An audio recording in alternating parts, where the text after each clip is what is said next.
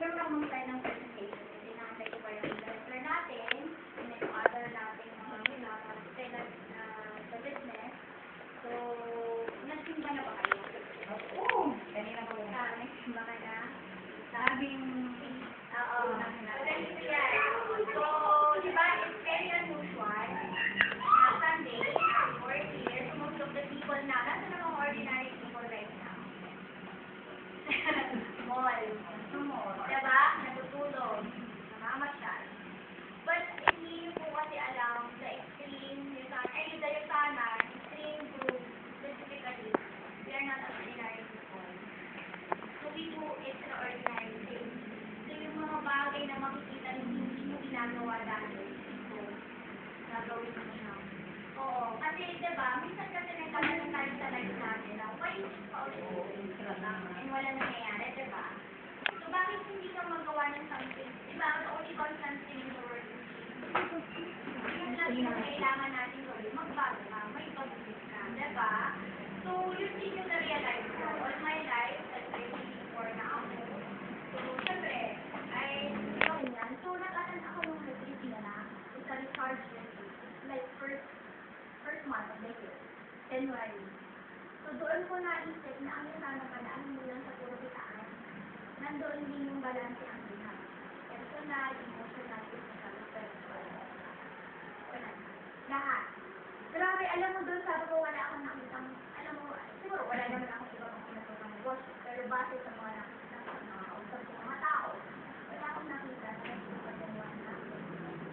So, inisip ko noon, so tayo na nag-recharge kami, ano ang nangyari sa mga previous years? Pare-parehas lang siya, wala akong masasabi ordinary. Para sa akin that's my, ito yung story ko.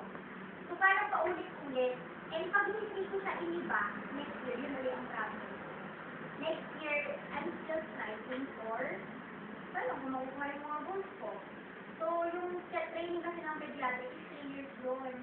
So, pag nag-training ka naman, allowance lang yun. Because you are paying for the training. Yun ang binibigay nila sa head. So, parang yun yung halaga ng pinagtatrabawan mo. But if you are the breadwinner, you are mag-responsibility sa pamilya, hindi ko pwede allowance lang. So, doon ako nag-isip. 3 years is sobrang tagal para sa akin.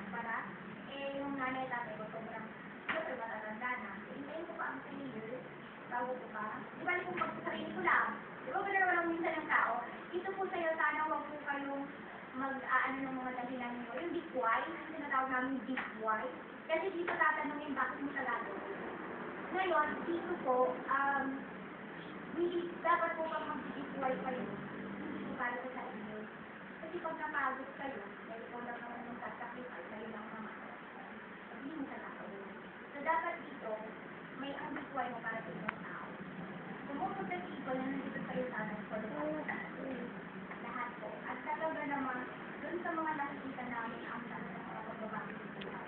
At yung aming nilareklamo everyday na kami nahihirapan mula pag-usapan ng kanilang person. Kasi kahapon ito ay we had a training sa Mahal. It's from 11 o'clock, nandun na kami ng morning, hanggang siguro, maaga pa nga kami nakauwi, hanggang 10 lang, hanggang 10 lang kami nandoon sa Mahal. So, during yung time of tayo na nandoon kami, so, kasi ang dami naman nakausap, iba-ibang klase ng tao, kung paano nila nakuha yung mga nakaharap. Tapos, alam mo yun, kasi dito kasi, pag nandito ko sa Batangas, hindi ka tulad ng nasa Makati, na iba sila magtrabaho doon. Iba. Iba yung mga tao doon. So, parang pagka kayo po ulit, kasi mawar, hindi the business, kailangan po talaga nakakapunta ka ng mga kasi makikita nyo po doon yung mga tao, hindi po basta-basta nila sumasakit dito yung mga. Kasi meron po kami doon nakausap na ako. Alam mo, very lang, ano po sila, ano ang course si Sir Vincent? Simbal ba? Engineer? Oh, yeah, engineer. From Bacoor to Makati, araw-araw na po. Uwian siya. Tapos yung, parang may shifting yung mga oras nila. And then ilang oras lang yung inaalat nila para sa likara. Pinupunta pa sila sa office. Pero ano na sila ngayon? They are earning almost $1,000. So, yun yung nakita nila. Sakripisyo lang po talaga nila. So, kumbaga, kahit hindi ka na matulog, kung halimbawa, alam mo yun, yung alam mong mag-sacrifice ka lang ng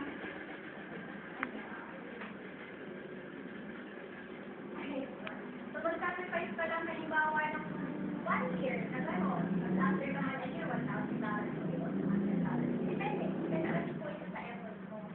So, yun. Yung na-realize ko kahapon, ewan ko dun sa mga iba kong kasama, para sa akin kasi, it's a big thing.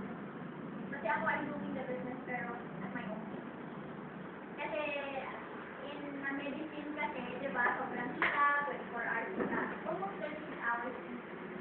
Kasi pag hindi ka ng 24 hours, ang buong araw, kaya hindi mo ka-all the next day uwi. So, natutulog, hindi, parang nap lang, agaw tulog lang, so, pwede mo lang 2 hours. So, gano'n kami ever since medicine. So, sabi ko, bakit naman hindi ko ilagay yung effort na yun? Baka bukas full na ako. Diba?